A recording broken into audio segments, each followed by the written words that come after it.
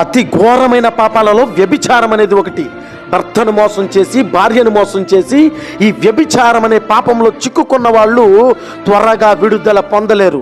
వారి బుద్ధిని, అంతరంగాన్ని చీకటి కమ్ముతుంది. వారు వారి జీవితంలో పరిశుద్ధత యొక్క విలువను కోల్పోతారు. బ్రతికినంత కాలం వేషధారులుగా బ్రతకాల్సిందే.